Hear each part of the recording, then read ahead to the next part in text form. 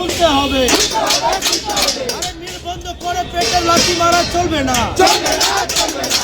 অবিলম্বে মিল খোলার দাবিতে জোট হলেন জেজেআই জুট মিলের শ্রমিকরা। সাত সকালে মিলের গেটে থালা বাজিয়ে এক অভিনব বিক্ষোভ দেখালেন তারা। আর এই বিক্ষোভে শুধু শ্রমিকরাই নন, এসেছিলেন তাদের বাচ্চারা। সেই সকল বাচ্চারা মিলে গেটে থালা বাজিয়ে মিল খোলার আবেদন জানান মিল কর্তৃপক্ষকে।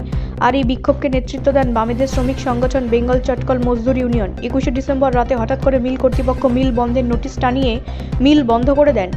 আর এই ঘটনায় তৃণমূল এবং সিপিএমকে কাঠগড়ায় তুলেছেন বিজেপি নেতা অর্জুন সিং।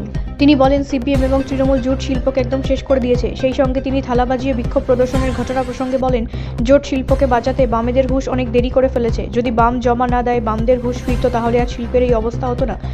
সেই সাথে তিনি তৃণমূলের উদ্দেশ্যে বলেন, তৃণমূল সরকার ক্ষমতায় আসার পর থেকে শ্রমিকদের পিএফ, ইএসআই কিছুই মেলে না। মিলগুলোতে ঠিকা শ্রমিক দিয়ে কাজ করাতে হচ্ছে। জোট শিল্পকে বাঁচাতে সমস্ত শ্রমিক ইউনিয়নকে একজোট হয়ে লড়াই করতে হবে।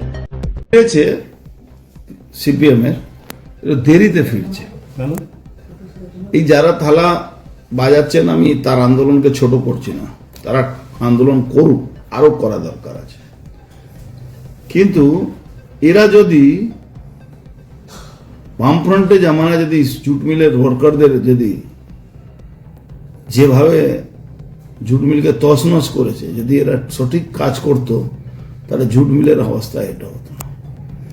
এরা জুট মিল ওয়ার্কারকে নাম করে আন্দোলন করেছে, 20% বোনাস দিতে হবে করতে করতে 62টা জুট মিলকে 56টা নিয়ে এসেছিল।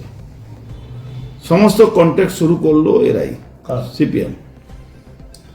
সিপিএম যাওয়ার পরে এরাই 100 টাকার প্রথম মিনিমাম ওয়েজের উপরে পিএফইএসআই নম্বর দিতে শুরু করলো। আস্তে আস্তে জুট মিল থেকে ওয়ার্কার পলায়ন শুরু হলো। ব্যুরো রিপোর্ট, রাষ্ট্রীয় প্রসার বাংলা।